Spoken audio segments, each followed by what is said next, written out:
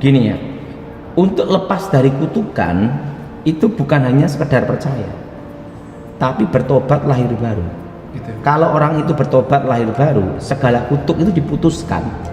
Tapi yang jadi pertanyaan, yang tahu kelahiran baru dalam hidup kita itu hanya Tuhan dan diri kita. Nah, tapi ada kutuk-kutuk tertentu yang harus dipatahkan. Namanya kutuk keturunan, kutuk masa depan. Nah, ini berhubungan yang dengan namanya ritual hari Jumat. Nah, ritual hari Jumat itu adalah kenapa semua ritual di seluruh dunia itu selalu hari Jumat.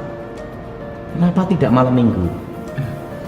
Karena yang disebut hari ke-7 dalam Sabat Yahudi itu hari Sabtu. Hari Minggu itu hari pertama. Nah, hari Minggu itu karena hari kebangkitan Tuhan. Kalau orang Kristen hari Minggu. Nah, berarti hari yang ke-6 itu adalah hari Jumat. Nah, hari yang ke-6 Tuhan menciptakan manusia segambar dan serupa. Dan Tuhan berfirman, beranak cuculah dan kuasai bumi. Blessing, ini berkat. Nah, lawan dari Tuhan adalah setan. Jadi lawan dari Tuhan itu adalah setan. Kalau Tuhan memberkati, setan mengutuk. Nah, arti kutuk adalah kata-kata yang mengikat, yang menyebabkan penderitaan, kesengsaraan, kehancuran, malapetaka, sakit penyakit, kemiskinan, kematian abadi. Itu namanya kutuk. Nah, lawan dari kutuk adalah berkat. Nah, berkat adalah kata-kata yang memberikan kehidupan dan itu mengikat. Keselamatan, kejayaan, kemenangan, kesembuhan, mujizat, kelimpahan, hidup yang kekal. Itu berkat. Nah, di dalam okultisme tentang kutuk itu terbagi ada 3. Pertama namanya kutuk masa depan. Nah, kutuk masa depan ini selalu berhubungan dengan hal yang berhubungan hari Jumat. Yang kedua adalah kutuk perjanjian darah. Jadi kalau ada ritual perjanjian darah, baik darah manusia maupun darah binatang, itu mengikat itu sampai kutuk keturunan. Nah, yang ketiga adalah kutuk akibat perbuatan.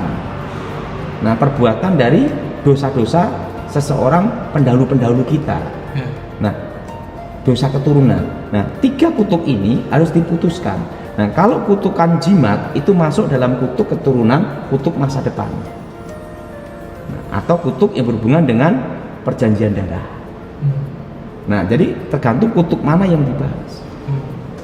Sebenarnya untuk bebas dari kutukan, dia harus memutuskan deklarasi namanya. Untuk memutuskan kutuk garis keturunan.